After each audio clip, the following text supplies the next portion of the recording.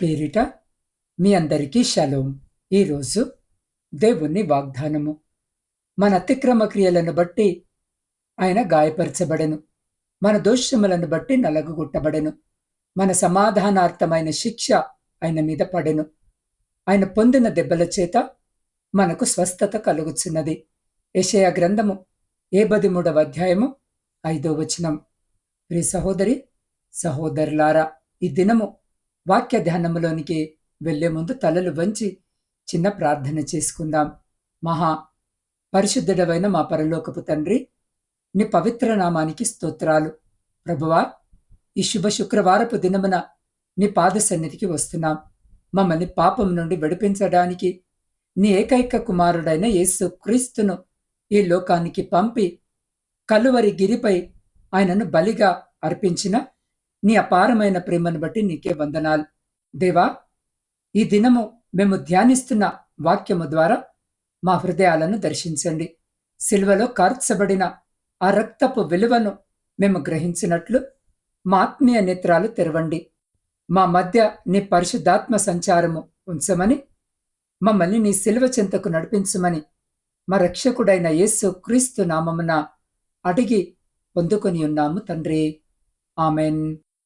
ప్రియ సహోదరి సహోదరులారా, ఈ దినము ఈ వాక్యము వినిచిన మీ అందరికీ మన ప్రభువును ప్రేరక్షకుడైన యేసు క్రీస్తు జీవము కలిగిన నామమున ఈ నూతన దినపు శుభములను వందనములను తెలియజేయుచున్నాను. ప్రియులారా, అది మధ్యాహ్న సమయము, కాని సూర్యుడు తన తేజస్సును కోల్పోయి చీకటి అలుముకుంది. ప్రకృతి గడగడలాడుతుంది. దేవాలయపు తెర రెండుగా చినిగిపోయింది. భూమి కంపించింది. బండలు బద్దలయ్యాయి. ఎందుకంటే విశ్వాన్ని సృష్టించిన సృష్టికర్త ఒక సామాన్య నిరస్తుడిలా శిలువపై వేలాడుతున్నాడు. ఈనాడు ప్రపంచవ్యాప్తముగా క్రైస్తవులందరూ ఎంతో భక్తితో వినయముతో జరుపుకుంటున్న దినము శుభ శుక్రవారము, గుడ్ ఫ్రైడే. ఒక పాపి మరణించవలసిన శిలువపై ఏ పాప మెరుగని పరిశుద్ధుడు మన కోసము బలి అయిన రోజు ఇది. మానవ చరిత్రలోనే అత్యంత విషాదకరమైన రోజైనప్పటికీ దీన్ని మనము శుభ శుక్రవారము అని ఎందుకు పిలుస్తున్నామనంటే, దేవుడు లోకాన్ని ఎంతగా ప్రేమించాడో శిలువపై నిరూపించబడింది. సాతాను సంఖ్యల నుండి, పాపపు ఊబి నుండి మానవాళికి విముక్తి లభించిన రోజు. దేవునికి మనిషికి మధ్య తెగిపోయిన సంబంధము యేసు క్రీస్తు బలియాగము ద్వారా మరలా పునరుద్ధరించబడింది. యేసు ప్రభు శిలువపై పలికిన ఆ 7 మాటలు కేవలము శబ్దాలు కావు. అవి దేవుని హృదయ స్పందనలు. అవి మనల్ని క్షమించే ప్రేమకు, మనల్ని రక్షించే కృపకు మరియు మరణాన్ని జయించే నిరీక్షణకు నిదర్శనాలు. ఈరోజు ఆ శిలువ చెంత నిలువబడి మన కోసము ప్రాణమిచ్చిన ఆ ప్రేమమూర్తి పలికిన ఆఖరి మాటలను మన హృదయాలతో విందాం. ఆయన మరణము మనకు జీవాన్నిచ్చింది. ఆయన గాయాలు మనకు స్వస్థతనిచ్చాయి. రండి, ఆ కలువరి ప్రేమలో మనల్ని మనము కడుక్కుందాం. ప్రియులారా, యేసు క్రీస్తు ప్రభు శిలువపై పలికిన మొదటి మాట లూకా సువార్త 23వ అధ్యాయము 34వ వచనం. తండ్రి, వీరేమి చేయుచున్నారో వీరెరుగరు గనుక వీరిని క్షమించు అన్న వచనము ప్రకారము ఈ మాట కేవలము ఒక వాక్యము కాదు. ఇది క్షమాపణ యొక్క విప్లవము. సాధారణముగా ఎవరైనా మనల్ని చిన్న మాట అన్నా మనమెంతో కోప్పడతాం. కాని యేసు క్రీస్తు ప్రభువు తన శరీరము ముక్కలవుతున్న వేళ, ప్రాణము పోతున్న తరుణములో తనను చంపిన వారి కోసము పరలోకపు తండ్రికి సిఫారసు చేస్తున్నాడు. ఈ శుభ శుక్రవారము వేళ ఈ మాటలోని అంతరార్థాన్ని ధ్యానిద్దాం. పరిశుద్ధుడైన యేసు క్రీస్తు ప్రభు కలువరి శిలువలో కార్చిన రక్తము ద్వారా మనకు లభించిన గొప్ప ధన్యత క్షమాపణ. శిలువపై ఆయన పలికిన 7 మాటలలో మొదటి మాట శత్రువులను ప్రేమించే దైవిక స్వభావాన్ని బయలుపరుస్తుంది. యేసు క్రీస్తు ప్రభు శిలువపై పడిన వేదన వర్ణాతీతము. చేతులలో కాళ్లలో మేకులు కొట్టబడ్డాయి. తలపై ముళ్ళ కిరీటం ఉంది. శరీరము కొరడా దెబ్బలతో ఛిద్రమైపోయింది. అంతటి బాధలో కూడా ఆయన తన కోసము ప్రార్థించుకోలేదు. తనను హింసించే వారి కోసము ప్రార్థించారు. మనం కష్టాల్లో ఉన్నప్పుడు ఇతరులను దూషిస్తాం, కానీ యేసు క్రీస్తు ప్రభు ఆ కష్టములో కూడా ఇతరుల రక్షణ కోసము తండ్రిని వేడుకున్నాడు. వీరేమి చేస్తున్నారో వీరెరుగరు గనుక అని యేసు పలికారు. అక్కడ ఉన్న రోమా సైనికులు ఒక నేరస్తుడిని సిలువ వేస్తున్నామనుకున్నారు, కానీ లోకరక్షకుడిని సిలువ వేస్తున్నామని వారికి తెలియదు. యేసు వారి పాపాన్ని ఎత్తి చూపకుండా వారి అజ్ఞానాన్ని తండ్రి ఎదుట ఒక సాకుగా పెట్టి వారిని శిక్ష నుండి తప్పించాలని కోరారు. ఇది ఆయనకున్న అపారమైన కనికరాన్ని సూచిస్తుంది. ప్రియులారా, యేసు క్రీస్తు ప్రభు కొండ మీద ప్రసంగములో చెప్పిన మాట మత్తయి సువార్త 5వ అధ్యాయము 44వ వచనము. మీ శత్రువులను ప్రేమించుడి, మిమ్మను హింసించు వారి కొరకు ప్రార్థన చేయుడి. ఆయనే స్వయముగా సిలువపై ఆచరించి ఆ మాటను చూపించారు. మనల్ని మాటలతో బాధపెట్టిన వారినే మనము క్షమించలేకపోతున్నాం. మరి ప్రాణాలు తీస్తున్న వారిని క్షమించిన యేసు క్రీస్తు ప్రభు ప్రేమ ఎంత గొప్పది. తండ్రి అయిన దేవుడు యేసు ప్రార్థనను ఆలకించారు. అందుకే ఆ రోజున ఆయనను సిలువ వేసిన వారిపై వెంటనే దేవుని కోపము రాలేదు. ఆయన క్షమాపణే ఈరోజు మన రక్షణకు ద్వారమైంది.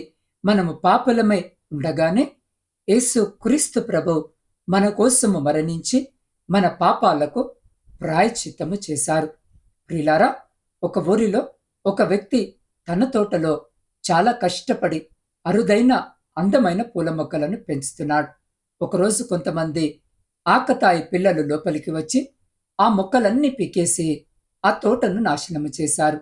ఆ తోట యజమాని భార్య బయటకు వచ్చి వారిని పట్టుకుంది. వారు భయముతో వణికిపోతున్నారు. ఇప్పుడు యజమాని తమను పోలీసులకు అప్పగిస్తారేమో లేదా కొడతారేమో అని అనుకున్నారు, కానీ ఆ యజమాని వారిని చూసి కోపగించుకోలేదు. బదులుగా తన భార్యతో ఇలా అన్నాడు, అమ్మా, వీరికి మొక్కల విలువ తెలియదు. వీటిని పెంచడానికి నేనెంతో రక్తము చిందించానో, ఇవి ఎంతమందికి సువాసనిస్తాయో పాపం ఈ పిల్లలకు తెలియదు. వారిని ఏమీ అనవద్దు, వారికి అర్థమయ్యేలా చెప్పి పంపించేద్దాం అని అన్నాడు. అవును ప్రియులారా, యేసు క్రీస్తు ప్రభు కూడా ఆ తోట యజమాని వంటివాడే. మానవాళి అనే అందమైన తోటను నిర్మించిన ఆయనను మనుషులు పాపమనే అజ్ఞానముతో సిలువ వేశారు. కానీ ఆయన వారిని శిక్షించమని కోరలేదు. వీరికి నేనెవరినో తెలియదు, నా ప్రేమ విలువ తెలియదు అని వారిని తండ్రికి అప్పగించి క్షమించమని వేడుకున్నాడు. క్షమించడం అంటే మర్చిపోవడం. మనకు అన్యాయము చేసిన వారిని గుర్తుపెట్టుకుని కొమ్మిలిపోవడము కంటే వారి అజ్ఞానాన్ని చూసి జాలిపడటము గొప్ప లక్షణము. మనల్ని ద్వేషించే వారి కోసము మనము చేయగలిగే అతిపెద్ద సహాయము వారి మార్పు కోసము ప్రార్థించడము. లోకములో ఎవరైనా పగ తీర్చుకుంటారు, కానీ క్రీస్తు బిడ్డలు మాత్రమే క్షమించగలరు. ఆ క్షమనే మనల్ని లోకానికి వెలుగుగా చూపిస్తుంది. సిలువ పీఠముపై నుండి యేసు నేర్పిన మొదటి పాఠము ప్రేమ. శత్రువును ప్రేమించడము కష్టము కావచ్చు, కానీ సిలువ వైపు చూస్తే అది సాధ్యమవుతుంది. ఆయన రక్తము మన పాపములను కడిగి వేసినట్లుగానే మన క్షమాపణ ఇతరుల హృదయాన్ని కడగాలి. ప్రియులారా, క్రీస్తు ప్రభుల వారు సిలువపై పలికిన రెండవ మాట లూకాసు వార్త 23వ అధ్యాయము 43వ వచనము ప్రకారము, అందుకు ఆయన వానితో, నేడు నీవు నాతో కూడా పరదైసులో ఉందువని నిశ్చయముగా నీతో చెప్పుచున్నానెను. సిలువపై యేసు క్రీస్తు పలికిన రెండవ మాట నిరీక్షణకు గుర్తు. మరణానికి అతి సమీపంలో ఉన్న ఒక పాపికి పరలోకపు రాజిచ్చిన అభయమిదే. మొదటి మాటలో శత్రువుల కోసము క్షమను వేడుకున్న యేసు రెండో మాటలో ఒక పాపికి రక్షణను ప్రసాదించాడు. యేసు క్రీస్తు ప్రభు ఇద్దరి దొంగల మధ్య సిలువ వేయబడ్డారు. ఒక దొంగ యేసును దూషించగా రెండో వాడు తన తప్పును తెలుసుకున్నాడు. ఆ దొంగ అన్న మాట మనము చేస్తున్న క్రియలకు తగిన ఫలము పొందుతున్నాము, కాని ఈయన ఏ తప్పు చేయలేదు అని. రక్షణ పొందుకోవడానికి మొదటి మెట్టు మన పాపాన్ని మనం ఒప్పుకోవడం. తన తప్పును అంగీకరించే మనసు దేవునికిష్టము. ఆ దొంగ యేసును చూసి, యేసు, నీవు నీ రాజ్యములోనికి వచ్చినప్పుడు నన్ను జ్ఞాపకము చేసుకునుము అని వేడుకున్నాడు.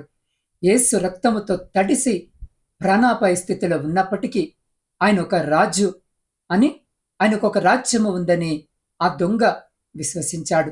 అద్భుతాలు చేస్తున్నప్పుడు నమ్మడము కంటే శిలువపై ఉన్నప్పుడు యేసును రక్షకుడుగా నమ్మడము గొప్ప విశ్వాసము. ఈ శుభ శుక్రవారము వేళ ఈ మాటలో దాగి ఉన్న ఆత్మీయ సత్యాలను ధ్యానిద్దాం. ప్రియులారా, ఇక్కడ మనకు తక్షణ రక్షణ కనిపిస్తుంది. అంటే నేడు యేసు ప్రభు రేపు చూద్దాము అనలేదు, లేదా నువ్వు బాప్తిస్మం పొందాక వద్దువు గాని అని అనలేదు. నేడు అనే పదాన్ని ఉపయోగించారు. రక్షణ అనేది వాయిదా వేసేది కాదు. ఒక పాపి ఎప్పుడు హృదయపూర్వకంగా పశ్చాత్తాపపడతాడో ఆ క్షణమే దేవుని క్షమాపణ మరియు రక్షణ లభిస్తాయి. యేసు క్రీస్తు ప్రభు కేవలం అక్కడ ఉంటావు అనలేదు, నిశ్చయముగా నీతో చెప్పుచున్నాను అని అన్నాడు. పరలోకమంటే ఏదో ఒక స్థలము కాదు, అది యేసు ప్రభు ఉండే చోటు. ఆయనతో కలిసి ఉండటమే అసలైన పరదైసు. ప్రియులారా, పరదైసు అంటే ఇది దేవుని సాన్నిధ్యానికి, శాంతికి నిలయము. ఒక దొంగగా చనిపోవలసిన వాడు యేసు కృప వల్ల ఒక రాజకుమారుడిలా పరదైసులో అడుగుపెట్టాడు. ప్రియులారా, ఒక విద్యార్థి సంవత్సరము పొడుగున సరిగ్గా చదవలేదు. ఆట పాటలతో కాలాన్ని వృధా చేశాడు. పరీక్షల సమయం వచ్చేసింది. రేపే ఆఖరి పరీక్ష. ఆ ఒక్క పరీక్షలో తప్పితే జీవితము పాడైపోతుంది. ఆ చివరి రాత్రి ఆ విద్యార్థి పశ్చాత్తాపము కలిగి నిద్రపోకుండా పట్టుదలతో ఆ రాత్రంతా శ్రమించి చదివాడు. ఫలితాలు వచ్చినప్పుడు అతను ఉత్తీర్ణత పొందుకున్నాడు. అవును ప్రియులారా, ఆ దొంగ జీవితమంతా పాపములోనే గడిపాడు. దేవుని గురించి ఆలోచించలేదు. కానీ తన జీవితము ముగిసిపోతున్న చివరి పరీక్ష వంటి శిలువ మరణ సమయంలో యేసును నమ్మి పశ్చాత్తాపపడ్డాడు. దేవుడు అతని గతాన్ని చూడలేదు. ఆ క్షణములో అతని హృదయములో ఉన్న మార్పును చూసి పాస్ మార్కులు అంటే రక్షణను ఇచ్చి పరలోకానికి ఆహ్వానించాడు. ఈ మాట నుండి మనము నేర్చుకోవలసిన పాఠము ఏంటంటే, మార్పుకు సమయము మించిపోలేదు. మీరెంతటి పాపి అయినా, జీవితములెంత ఆలస్యమైనా దేవుని వైపు తిరిగితే ఆయన మిమ్మల్ని తప్పకుండా చేర్చుకుంటాడు. ఎందుకంటే రక్షణ అనేది మన పనుల వల్ల రాదు, కేవలము క్రీస్తు యేసుపై ఉంచే విశ్వాసం వల్ల వస్తుంది. ఆ దొంగ ఏ మంచి పని చేయలేదు, కేవలము యేసును నమ్మి రక్షించబడ్డాడు. ప్రియులారా, అక్కడ దొంగకు సమాధానము వెంటనే లభించింది. రేపు అని యేసు అనలేదు, నేడే అని అన్నాడు. మనము దేవుడిని అడిగిన వెంటనే ఆయన మనల్ని అంగీకరిస్తాడు. దేవుడు ఎప్పుడు ఎవరిని తృణీకరించడు. లోకము ఆ వ్యక్తిని దొంగ అని ముద్రవేసి శిక్షించింది, కానీ యేసు అతన్ని వారసుడుగా స్వీకరించి పరదైసుకు తీసుకుని వెళ్ళాడు. కాబట్టి ప్రియులారా, దేవుని కృప చాలా గొప్పది. ఆ దొంగకు వచ్చిన చివరి అవకాశము మనకు రాకపోవచ్చు. అందుకే ఈరోజే, ఈ క్షణమే మన పాపాలను ఒప్పుకొని యేసు క్రీస్తు ప్రభును మన సొంత రక్షకుడిగా అంగీకరిద్దాం. ఆయన మనల్ని తన రాజ్యానికి వారసులుగా చేస్తాడు. ప్రియులారా, క్రీస్తు ప్రభుల వారు శిలువపై పలికిన మూడో మాట బాధ్యత మరియు బంధాన్ని గుర్తు చేస్తుంది. యోహాను సువార్త 19వ అధ్యాయము 26, 27 వచనాలను మనము గమనించినట్లయితే, యేసు తన తల్లియో తను ప్రేమించిన శిష్యుడును దగ్గర నిలుచుండుట చూచి, అమ్మా, ఇదిగో నీ కుమారుడు అని తన తల్లితో చెప్పెను. తర్వాత శిష్యుని చూసి, ఇదిగో నీ తల్లి అని చెప్పెను. ప్రియులారా, యేసు క్రీస్తు ప్రభు శిలువపై పలికిన మొదటి 2 మాటలు పాప క్షమాపణ మరియు రక్షణ గురించి ఉంటే, ఈ 3వ మాట ప్రేమ మరియు బాధ్యత గురించి తెలియజేస్తుంది. తన ప్రాణము పోతున్న కటిక వేదనలో కూడా యేసు తన తల్లి క్షేమము గురించి ఆలోచించడము ఆయన పరిపూర్ణ మానవత్వానికి, దైవత్వానికి నిదర్శనం. ఈ శుభ శుక్రవారము వేళ ఈ మాటలోని ప్రేమామృతమైన అర్థాలను ధ్యానిద్దాం. వేదనలో బాధ్యతను మనము గమనిస్తాం. శిలువపై యేసు అనుభవిస్తున్న శారీరక వేదన సామాన్యమైనది కాదు. ఊపిరి తీసుకోవడము కూడా కష్టముగా ఉన్న ఆ స్థితిలో ఆయన తన గురించి ఆలోచించలేదు. తన మరణము తర్వాత తన తల్లి ఒంటరిది కాకూడదని, ఆమెకొక ఆసరగా ఉండాలని తలంచాడు. మనం కష్టాల్లో ఉన్నప్పుడు ఇతరులను మర్చిపోతాము. కానీ మరణ వేదనలో కూడా తన కుటుంబ బాధ్యతను క్రీస్తు ప్రభుల వారు నెరవేర్చారు. దేవుని నమ్మిన వారు తమ కుటుంబాల పట్ల బాధ్యతగా ఉండాలని ఇది మనకు నేర్పుతుంది. అవును ప్రియులారా, యేసు తన తల్లిని తన ప్రియ శిష్యుడైన యోహానుకు అప్పగించారు. ఇక్కడ రక్త సంబంధము కంటే ఆత్మీయ సంబంధము గొప్పదని ఆయన నిరూపించారు. అమ్మా, ఇదిగో నీ కుమారుడు, ఇదిగో నీ తల్లి అని యోహానుకు మరియమ్మను తల్లిగా ఇచ్చాడు. క్రీస్తు రక్తము ద్వారా ఏర్పడిన సంఘము అనే కుటుంబంలో మనమందరము ఒకరికొకరము తోడుగా ఉండాలని ఈ మాట ఈరోజు మనకు సందేశమిస్తుంది. ప్రియులారా, 10 ఆజ్ఞలలో ఒకటైన నీ తండ్రిని నీ తల్లిని సన్మానించుము అనే ఆజ్ఞ యేసు తన చివరి నిమిషము వరకు పాటించి చూపించారు. లోకరక్షకుడైన దేవుని కుమారుడైన భూమిపై తనను పెంచి పెద్ద చేసిన తల్లి పట్ల కృతజ్ఞతను చాటుకున్నాడు. శిలువ వేదనలో కూడా అమ్మా అని పిలవడంలో ఎంతటి అనురాగముందో మనము గమనించాలి. యేసు తన తల్లిని చూసుకోవడానికి యోహానును ఎంచుకున్నారు.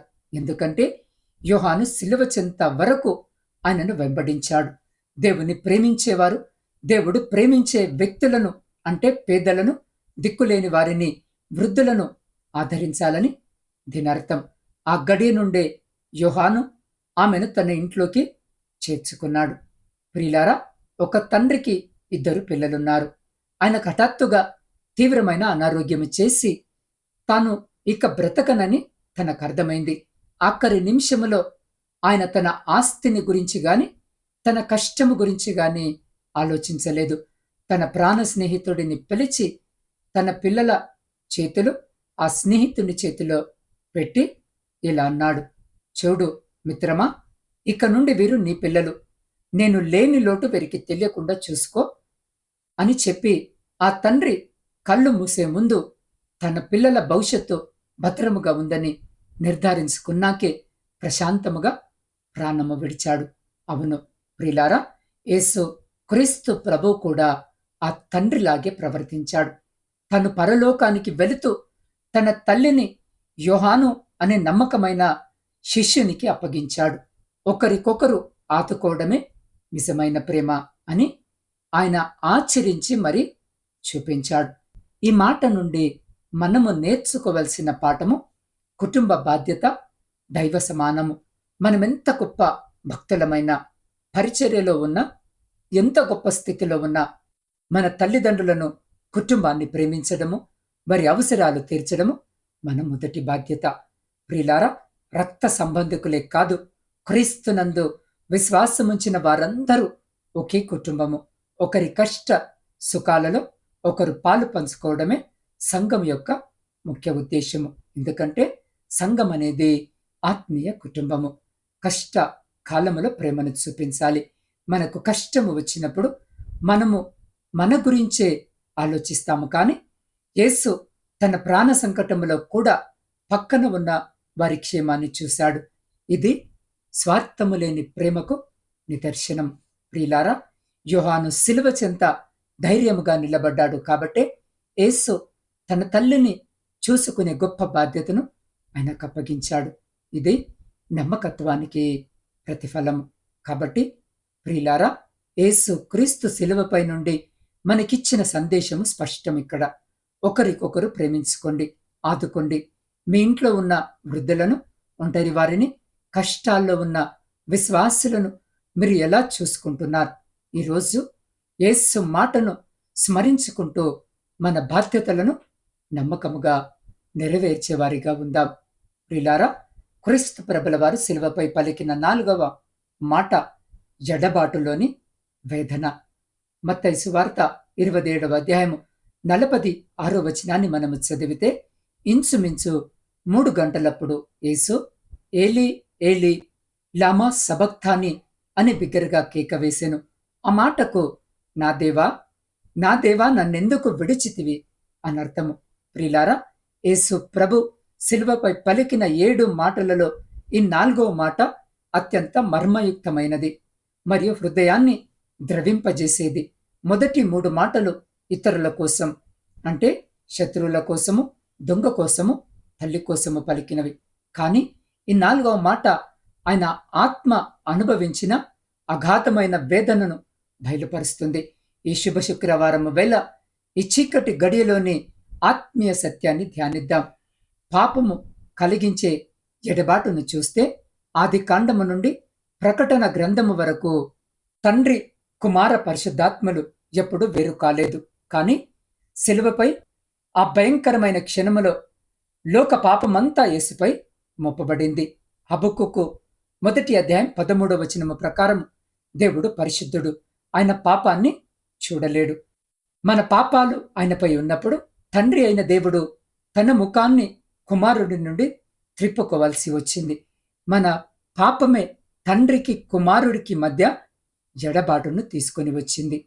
ప్రియులారా, ఆయన నరకపు వేదనను అనుభవించాడు.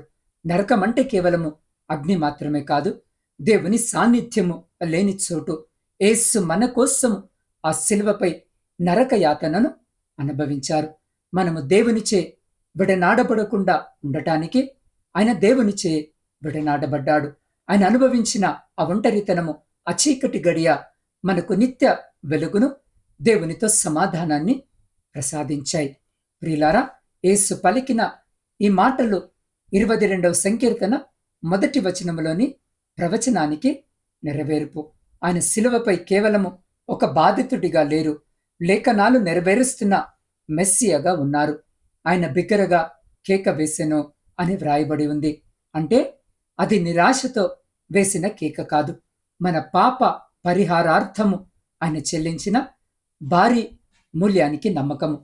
నా దేవా అంటే ఎడబాయని విశ్వాసము. తండ్రి ముఖాన్ని చాటు చేసుకున్నప్పటికీ యేసు ఆయనను నా దేవా నా దేవా అని సంబోధిస్తున్నారు. పరిస్థితులు మనకు అనుకూలించినప్పుడు, దేవుడు మనకు దూరముగా ఉన్నాడని అనిపించినప్పుడు కూడా మనం ఆయనను మన దేవుడిగా పట్టుకోవాలని ఈ మాట ఈరోజు మనకు నేర్పుతుంది. యేసు ఒంటరివాడయ్యారు, తద్వారా మనం ఎప్పటికీ ఒంటరివారము కాకుండా చేశారు. ప్రియులారా, ఒక చిన్న పిల్లవాడు తన తండ్రి చేయి పట్టుకొని సంతకు వెళ్ళాడు. అక్కడ రంగుల రాట్నాలు, ఆట బొమ్మలు చూస్తూ తండ్రి చేయి వదిలేశాడు. కాసేపటికి చుట్టూ చూస్తే తండ్రి కనిపించలేదు. అంతవరకు ఆనందముగా ఉన్న బాలుడు ఒక్కసారి భయముతో ఒంటరివాడైపోయి, నాన్నా ఎక్కడున్నావు, నన్నెందుకు వదిలేశావు అని ఏడుస్తూ కేకలు వేయడం మొదలుపెట్టాడు. ఆ బాబుకు ఆ బొమ్మలు, మిఠాయిలు ఏవి సంతోషాన్నివ్వలేవు. కేవలము తండ్రి తోడు మాత్రమే కావాలి. ఆ రీతిగానే ప్రియులారా, యేసు క్రీస్తు కూడా తండ్రి తోడు లేకుండా ఒక క్షణము కూడా ఉండలేకపోయాడు. లోక పాప భారము తండ్రికి కుమారునికి మధ్య అడ్డుగోడగా నిలిచింది. యేసు ఆ ఒంటరితనాన్ని భరించలేక బిగ్గరగా కేక వేశాడు. మన పాపాలు మనల్ని తండ్రి నుండి దూరం చేస్తాయని ఈ మాట మనల్ని ఈరోజు హెచ్చరిస్తుంది. ఈ మాట నుండి మనము నేర్చుకోవలసినటువంటి పాఠము ఏంటంటే, పాపము మనల్ని దేవునికి దూరం చేస్తుంది. యేసు ఆ దూరాన్ని అనుభవించడం వల్ల ఈరోజు మనము దేవునికి దగ్గర కాగలుగుతున్నాం. బాధలో మనము దేవుణ్ణి వెతికే వారిగా ఉండాలి. యేసు ఎంత వేదనలో ఉన్నా నా దేవా అని దేవునిని పిలిచాడు. మనకు కష్టము వచ్చినప్పుడు మనుషుల వైపు కాకుండా దేవుని వైపు తిరిగి మన మొరను ఆయనకు వినిపించాలి. యేసు మన ప్రతినిధి. అవును ప్రియులారా, మన ఒంటరితనాన్ని, మన మానసిక వేదనను యేసు అర్థము చేసుకోగలడు. ఎందుకంటే ఆయన వాటన్నిటినీ శిలువపై అనుభవించాడు. పరిశుద్ధ లేఖన భాగములో 22వ సంకీర్తన 1వ వచనములో దావీదు పలికిన ప్రవచనము ఇక్కడ నెరవేరింది. దేవుని వాక్యము ఎంతటి కఠినమైన పరిస్థితుల్లోనైనా సరే అక్షరాల నెరవేరుతుందని ఇది నిరూపిస్తుంది. కాబట్టి ప్రియులారా, యేసు క్రీస్తు విడువబడటము వల్లనే మనము దేవునిచే అంగీకరించబడ్డాం. ఆయన పొందిన ఒంటరితనము మనకు నిరంతర తోడునిచ్చింది. ఈరోజు మనము దేవునికి దూరముగా ఉంటే మన పాపాలను ఒప్పుకొని మరలా తండ్రి దగ్గరకు చేరుదాం. ప్రియులారా, యేసు క్రీస్తు ప్రభు శిలువలో పలికిన 5వ మాట మహనీయ వేదన మరియు ఆత్మీయ దాహము.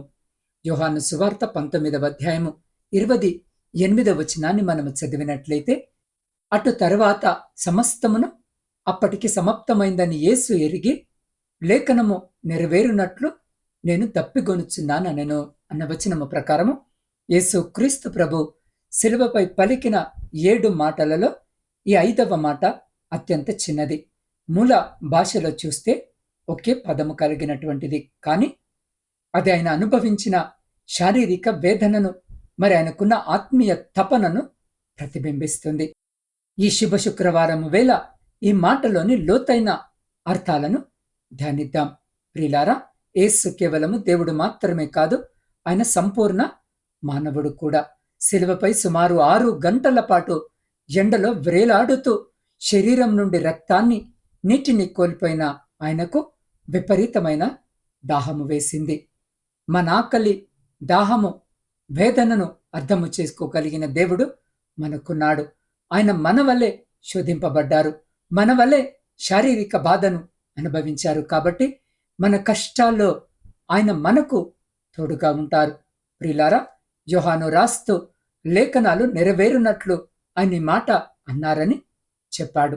69వ సంకీర్తన 21వ వచనంలో వ్రాయబడిన ప్రవచనము, నా దప్పికి చిరకాను నాకు త్రాగనిచ్చిరి అన్న వచనము ప్రకారము తన ప్రాణము పోయే ఆఖరి క్షణములో కూడా తండ్రి చిత్తాన్ని, లేఖనాలను నెరవేర్చడమే యేసు క్రీస్తు ప్రభు లక్ష్యముగా ఉంది. చిన్న ప్రవచనాన్ని కూడా ఆయన విస్మరించలేదు. శారీరక దాహము కంటే మించిన ఆత్మీయ దాహము యేసులో మనకు కనిపిస్తుంది. ఆయనకు కలిగిన దాహము ఆత్మల రక్షణ కోసము దాహము. పాపులైన మనము దేవునితో సమాధాన పడాలనే తపన ఆయనలో ఉంది. లోకానికి జీవజలమిచ్చే దేవుడని యోహాను 4:14లో వ్రాయబడినట్లు మన నిమిత్తము దప్పికొన్నారు. మనము నిత్యము దాహము తీర్చుకోవడానికి ఆయన ఆ క్షణము దాహాన్ని భరించాడు. ప్రియులారా, యేసు దప్పికొనుచున్నాను అన్నప్పుడు అక్కడున్న వారు ఆయనకు చిరకాను అంటే పుల్లటి ద్రాక్ష రసాన్ని ఇచ్చారు. అది ఆయన దాహాన్ని తీర్చడానికి బదులు మరింత వేదనను మిగిలించింది. నేటికి యేసు మన ఆత్మల రక్షణ కోసము దాహముతో ఎదురు చూస్తున్నారనంటే మనము ఆయనకు పాపము అనే చేదును ఇస్తున్నామా, లేక మన భక్తి అనే మధురమైన ఫలాలను ఇస్తున్నామా? మనల్ని మనము పరిశీలించుకోవాలి. ప్రియులారా, ఒక నిరుపేద రైతు కటిక ఎండలో మండుతున్న వేసవిలో రోజంతా పొలంలో కష్టపడి పనిచేస్తున్నాడు. వాళ్ళంతా చెమటతో తడిసిపోయింది. గొంతు ఎండిపోయి ముళ్ళులా గుచ్చుకుంటుంది. ఇంటికి రాగానే ఆయన అడిగే మొదటి మాట, కొంచెము మంచినీళ్లు ఇస్తారా? ఆ నీటి చుక్క కోసము ఆయన పడే తపన అంతా ఇంత కాదు. ఆ రీతిగానే యేసు క్రీస్తు కూడా మన రక్షణ అనే పొలములో కష్టపడి తన రక్తాన్ని చిందించి మన కోసము పాపపు భారమనే ఎండను భరించాడు. ఆ రైతులాగే ఆయన దప్పిగొన్నాడు. అయితే ఆయన కేవలము నీటి కోసం మాత్రమే కాదు, ఆత్మల రక్షణ కోసము కూడా దప్పిగొన్నాడు. ఆయన పడిన ఆ దప్పికే ఈరోజు మనకు జీవజలాన్ని ప్రసాదించింది. ప్రియులారా, ఈ మాట నుండి మనము నేర్చుకోవలసిన పాఠం ఏంటంటే, ఆయన బాధ నిజమైనది. యేసు అనుభవించిన శ్రమ ఏదో మాయ కాదు, అది వాస్తవం. మన కోసము ఆయన భయంకరమైన దాహాన్ని అనుభవించాడు. లోకములో మనుషులు ధనము కోసము, సుఖము కోసము దాహముతో ఉన్నారు. కానీ మనం దేవుని నీతి కోసము, వాక్యము కోసము దాహము కలిగి ఉండాలని యేసుక్రీస్తు ప్రభు ఈరోజు మనకు నేర్పిస్తున్నారు. ఎందుకంటే ఆయనే జీవజలము. ఎవరైతే దప్పిగొంటారో వారు నా యొద్దకు వచ్చి దప్పి తీర్చుకోవాలని పిలిచిన యేసు మన దాహాన్ని తీర్చడానికి తాను దాహముతో అలమటించాడు. ప్రియులారా, లోకానికి అమృతాన్ని అంటే నిత్య జీవాన్ని పంచినవాడు శిలువపై చేదు చిలుకను స్వీకరించాడు. కాబట్టి యేసు ప్రభు శిలువపై పలికిన నేను దప్పిగొనుచున్నాను అనే మాట వెనుక మనపై ఆయనకున్న ప్రేమ ఉంది.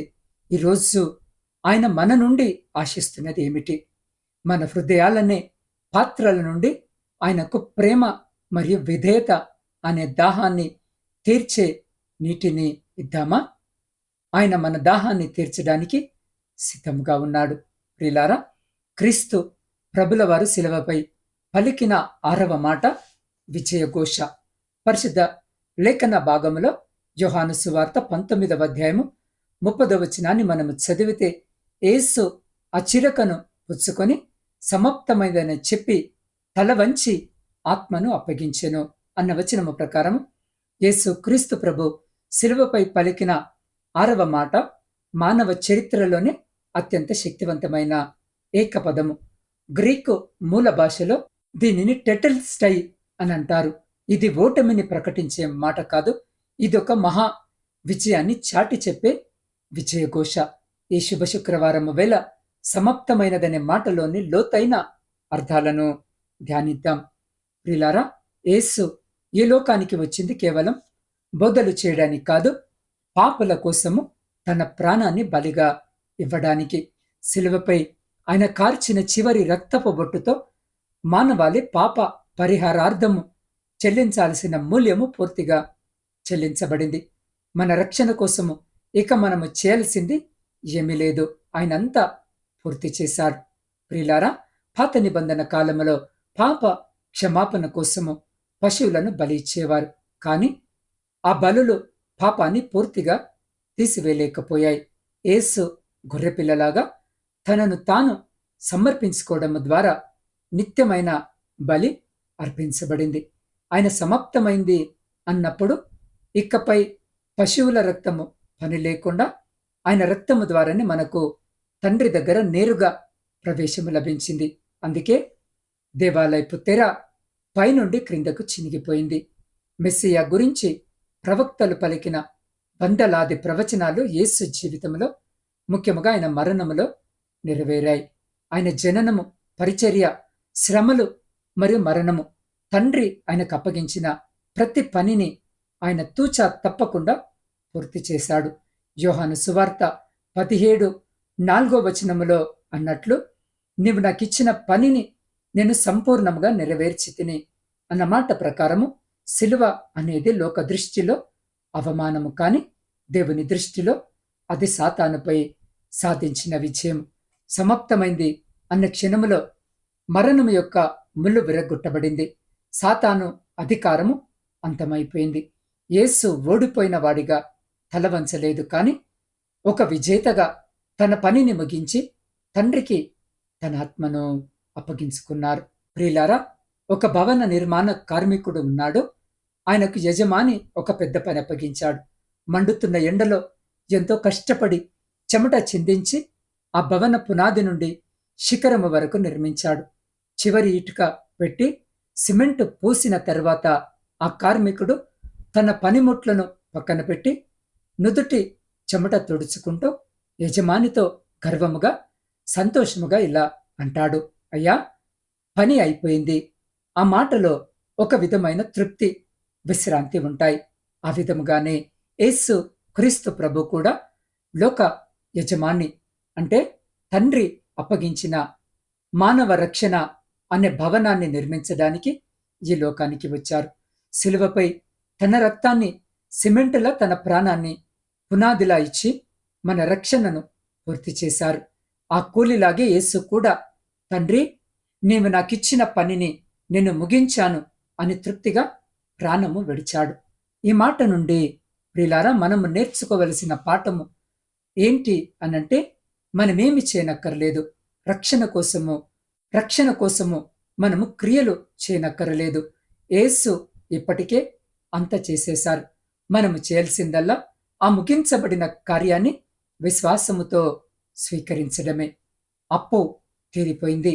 అవును, పాపము వల్ల మనము దేవునికి బాకీపడ్డాము. ఆ బాకీ పత్రాన్ని యేసు తన రక్తముతో పూర్తిగా చెల్లించివేసి దానిని కొట్టివేశాడు. యేసు రక్షణను సగములో వదిలేయలేదు. ఆయన మనల్ని చివరి వరకు నడిపించే దేవుడు. మన ఆత్మీయ జీవితాన్ని కూడా ఆయనే పూర్తి చేస్తాడు. ప్రియులారా, ఈ మాటతో పాత ధర్మశాస్త్రం యొక్క భారము తొలగిపోయి కృపకాలము ప్రారంభమైంది, సమాప్తమైంది అనే మాట మనకు ఎంతో ధైర్యాన్ని ఇస్తుంది. మన ఆరోగ్యముపై, మన సమస్యలపై, మన పాపాలపై యేసు విజయం సాధించారు. ఇక మనము భయపడవలసిన పని లేదు. ఆయన ముగించిన ఆ విజయవంతమైన కార్యములో, ఆయన చేసిన కార్యముపై విశ్వాసం ఉంచితే చాలు. మీరు చేయాల్సింది ఏమీ మిగలలేదు. ఆయన సమస్తమును మన కోసము పూర్తి చేశారు. ప్రియులారా, ఇక 7వది చివరి మాట సంపూర్ణ సమర్పణ. లూకాసు వార్త 23వ అధ్యాయము 46వ వచనాన్ని మనము చదివితే, అప్పుడు యేసు గొప్ప శబ్దముతో, తండ్రి, నీ చేతికి నా ఆత్మను అప్పగించుకొనుచున్నానెను. ఆయన ఈ మాట చెప్పి ప్రాణము విడిచెను. ప్రియులారా, యేసు క్రీస్తు ప్రభు శిల్వపై పలికిన 7 మాటలలో ఇది చివరి మాట. 6వ మాటలో సమాప్తమైంది అని తన పనిని ముగించిన విజయఘోష చెప్పిన పిమ్మట ఈ 7వ మాటలో తన ప్రాణాన్ని, ఆత్మను తండ్రికి అప్పగించుకున్నారు. ఈ శుభ శుక్రవారం వేళ ఈ అంతిమ వాక్కులోని ఆత్మీయ పరమార్థాలను ధ్యానిద్దాం. ప్రియులారా, 4వ మాటలో, నా దేవా, నా దేవా, నన్నెందుకు విడనాడితివి అని పాప భారం వల్ల కలిగిన ఎడబాటును మనము చూశాము. కానీ ఇక్కడ యేసు తిరిగి దేవునిని తండ్రి అని సంబోధిస్తున్నారు. పాప పరిహారార్థ బలి పూర్తయిన తర్వాత తండ్రికి కుమారుడికి మధ్య ఉన్న ఆత్మీయ బంధము తిరిగి వెల్లడైంది. యేసు మరణము ద్వారా మనకు కూడా దేవునిని అబ్బా, తండ్రి అని పిలిచే అధికారము లభించింది. యేసు తన ప్రాణాన్ని ఎవరో తీస్తుంటే విడిచిపెట్టలేదు. ఆయనే స్వయముగా తన ప్రాణాన్ని అప్పగించారు. యోహాను సువార్త 10:18లో ఆయన చెప్పినట్టు, ఎవడును నా ప్రాణమును తీసుకొనడు, నా అంతట నేనే దానిని పెట్టుచున్నాను అన్నమాట ప్రకారము ఆయన బలహీనతతో చనిపోలేదు. గొప్ప శబ్దముతో కేక వేసి తన ఆత్మను అప్పగించారు. అంటే మరణముపై ఆయనకు అధికారం ఉంది. ఆయన మరణాన్ని జయించడానికి సిద్ధముగా ఉన్న విజయవంతుడు. అవును ప్రియులారా, లోకములో మరణమంటే భయము, ఆందోళన ఉంటాయి. కానీ యేసు అత్యంత ప్రశాంతముగా, నమ్మకముతో తన ఆత్మను తండ్రి చేతులకు అప్పగించారు. దేవుని చేతులలో భద్రమైనవి. ఆ చేతులే దేవుని చేతులు భద్రమైనవి. ఆ చేతుల్లోనే రక్షణ ఉంది. ఆ చేతుల్లోనే పునరుత్థానము కూడా ఉంది. మన జీవితము ముగిసే సమయంలో లేదా కష్టాల్లో ఉన్నప్పుడు, ప్రియులారా, ఒక ఊరిలో ఒక పెద్ద బహుళ అంతస్తుల భవనము అర్ధరాత్రి అగ్ని ప్రమాదము జరిగింది. ఆ భవనమంతా దట్టమైన పొగతో, మంటలతో నిండిపోయింది. ఆ భవనము పై అంతస్తులో ఒక చిన్న బాబు చిక్కుకుపోయాడు. క్రింద జనమందరూ కేకలు వేస్తున్నారు. కానీ ఆ మంటల వల్ల ఎవరు పైకి వెళ్ళలేకపోతున్నారు. ఆ బాలుడు కిటికీ దగ్గరికి వచ్చి భయముతో ఏడుస్తున్నారు. అప్పుడు క్రింద ఉన్న అతని తండ్రి గట్టిగా కేక వేస్తూ, నాన్నా, భయపడకు, క్రిందికి దూకు, నేను నిన్ను పట్టుకుంటాను అని అన్నాడు. ఆ బాబుకి క్రింద ఉన్న తన తండ్రి సరిగ్గా కనిపించడం లేదు. చుట్టూ కేవలము పొగ, చీకటి మాత్రమే ఉన్నాయి. కానీ ఆ బాబుకి తన తండ్రి స్వరము తెలుసు.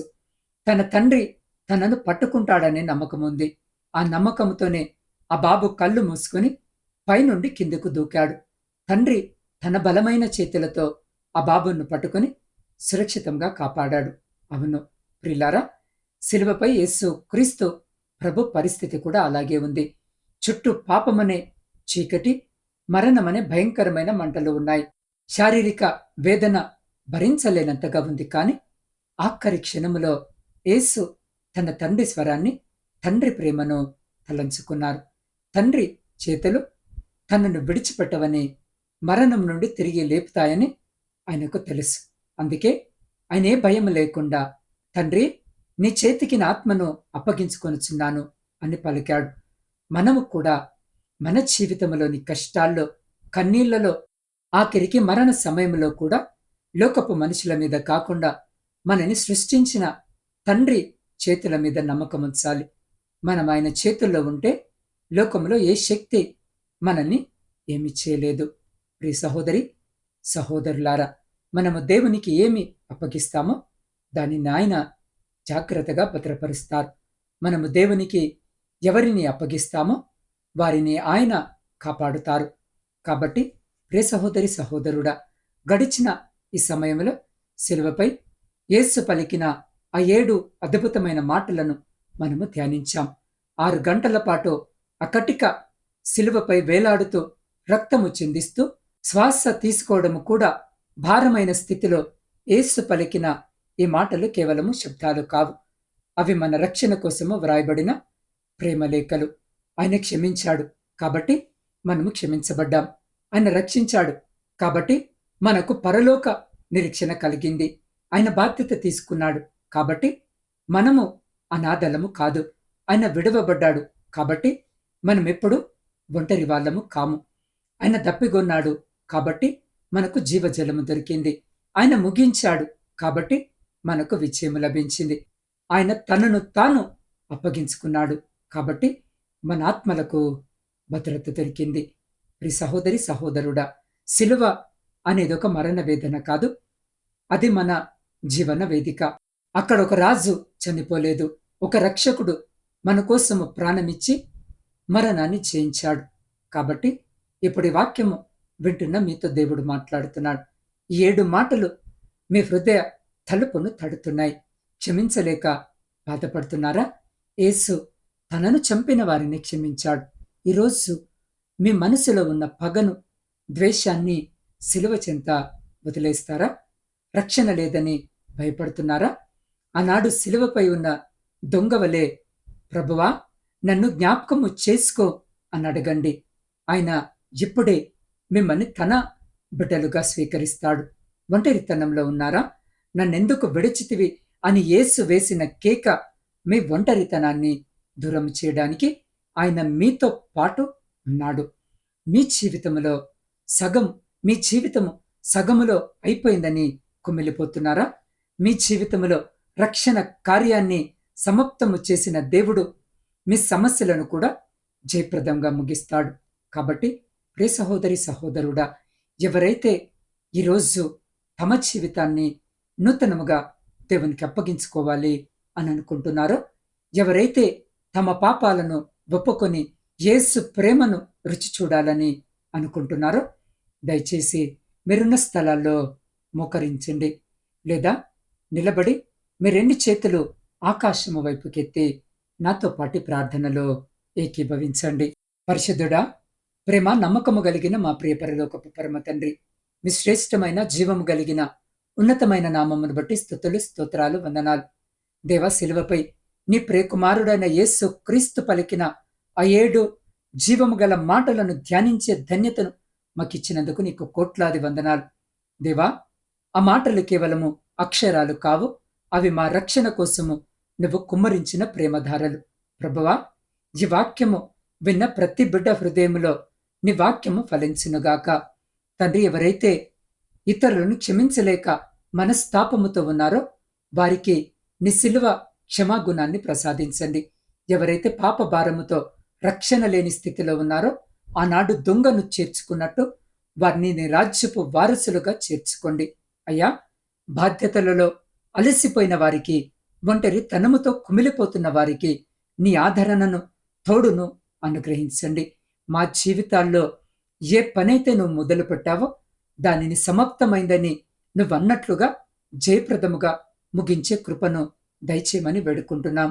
అయ్యా, చివరిగా మా ఆత్మలను నీ నమ్మకమైన చేతులకు అప్పగించుకుంటున్నాం. అయ్యా, ఈ వాక్యము విన్ని అయ్యా, ఇదిగో బిడ్డలు వారి సొంత పనులకు వెళుతూ ఉండగా నీ ప్రసన్నతను ప్రతి బిడ్డకు దయచేయండి. మేము తిరిగి కలుసుకునే వరకు నీ రెక్కల చాటున మమ్మల్ని భద్రపరచమని మా రక్షకుడైన యేసు క్రీస్తు అతి పరిశుద్ధ నామములో ప్రార్థించి స్తుతించి అడిగి పొందుకొని ఉన్నాము తండ్రి. ఆమెన్.